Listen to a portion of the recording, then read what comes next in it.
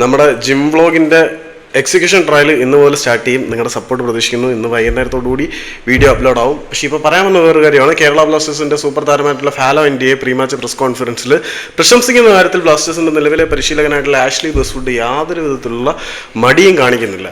കാരണം കേരള ബ്ലാസ്റ്റേഴ്സിൻ്റെ ഈ ഒരു സീസണിലെ സൈനിങ് ഓഫ് ദി സീസൺ എന്ന് പറയാൻ കഴിയുന്ന താരമാണ് ഫാലോ ഇന്ത്യയെ. പുള്ളി വന്നതിന് ശേഷം ബ്ലാസ്റ്റേഴ്സിൻ്റെ പ്രകടനത്തിൽ വളരെ പ്രകടമായിട്ടുള്ള മാറ്റം നമ്മൾ കണ്ടു തുടങ്ങി.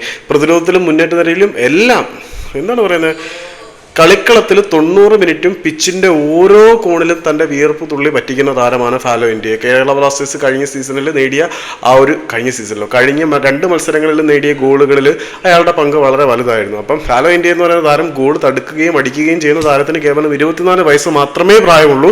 പരിശീലകന്റെ ഇൻസ്ട്രക്ഷനെ കൃത്യമായിട്ട് സ്വീകരിക്കാനും കളിക്കളത്തിൽ ഡിസിഷൻസ് എടുക്കാനുള്ള ആക്യുറസിയും കൃത്യതയും എബിലിറ്റിയും എല്ലാമുള്ള വളരെ മികച്ച ഗെയിം അവയർനെസ് ഉള്ള താരമാണ് ഫാലോ ഇന്ത്യ എന്ന് പരിശീലകനായിട്ടുള്ള ആഷ്ലി വെസ്റ്റ്വുഡ് പറയുന്നുണ്ട്. ഒരു മികച്ച താരമായി വളർന്നു വരാനുള്ള എല്ലാ പൊട്ടൻഷ്യലും ലക്ഷണങ്ങളും അവനിൽ കാണുന്നു എന്ന് അണ്ണം പറയുമ്പം അതിനകത്ത് വേറെ ഒരു പ്രശ്നം കൂടിയുണ്ട്. കാരണം ഒരു സ്റ്റാർ ആവാനുള്ള